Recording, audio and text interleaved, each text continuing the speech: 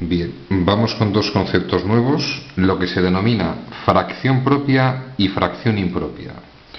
Los conceptos son muy sencillos. Cuando tenemos un número racional, que lógicamente tiene que ser cociente de dos números enteros, si el numerador es menor que el denominador, se dice que es una fracción propia.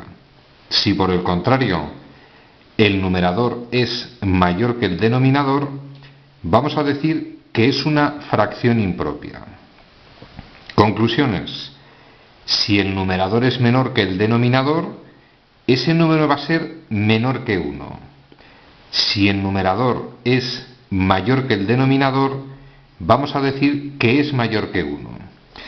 En el fondo, estas afirmaciones no son del todo ciertas. Repito, solamente esto es cierto si el numerador y el denominador son números positivos, o si el numerador y el denominador son ambos negativos. Pero vamos a dejar fuera esos detalles.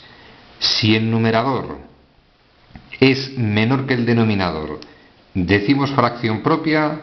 Si el numerador es mayor, decimos fracción impropia. Vamos con un ejemplo, repito, no puede ser más sencillo. Me encuentro la fracción 3/4, número racional. Numerador 3, denominador 4. Numerador menor que el denominador. Si yo efectuara esa operación 3 entre 4, evidentemente 0,75 menor que 1 se trata de una fracción propia, dado que el numerador es menor que el denominador. Pero evidentemente no tiene sentido hacer un vídeo para explicar esta tontería. ¿Dónde está la importancia? Mirad, hay un apartado que consiste en representar un número racional en la recta real. Y en algunos casos, si el número racional que me dan es una fracción impropia, tenemos que proceder de la siguiente forma. Yo voy a analizar la fracción que aparece en la lámina, 13/4.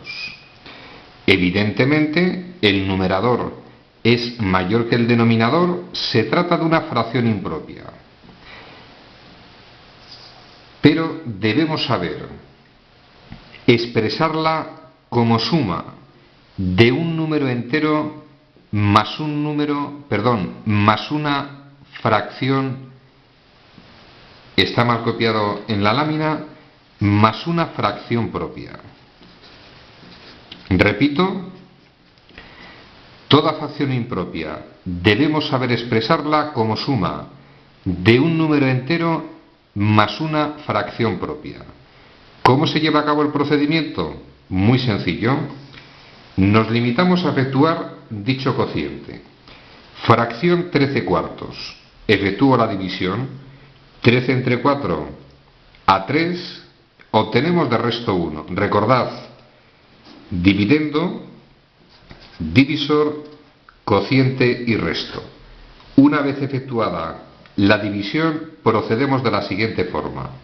El cociente va a ser el número entero y el resto entre el divisor va a ser la denominada fracción propia, porque en este momento hemos transformado la fracción 13/4 como suma de un número entero, en este caso el 3, más una fracción propia, porque ahora ya el numerador es menor que el denominador. Vamos a decir que la propiedad matemática en la que nos basamos para llegar a esa expresión, aunque no es de este nivel, os lo voy a comentar. Todos conocemos lo que se llama la comprobación de la división. En todas las divisiones del mundo se tiene que cumplir. El dividendo es igual al divisor por el cociente más el resto, es decir, el dividendo, que es 13, va a ser igual al divisor por el cociente, 4 por 3, en este caso 12, más el resto, que es 1.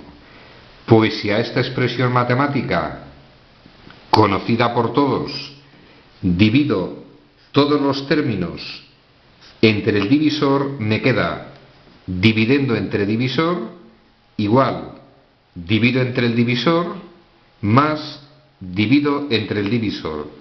Y nos quedaría al final esta expresión dividendo entre divisor va a ser igual expresiones que desaparecen, cociente más resto entre división.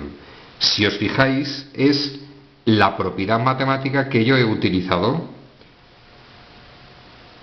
El resultado de esta fracción va a ser igual al cociente, que es 3, más el resto entre el divisor, 1 dividido entre 4. Resumen al contenido de este vídeo. La idea fundamental es fracción propia e impropia, conceptos sencillos, pero importante. Vamos a ver un vídeo especial en el que vamos a ver cómo se pueden representar números reales en una recta. A los matemáticos les gusta que se haga de una forma determinada.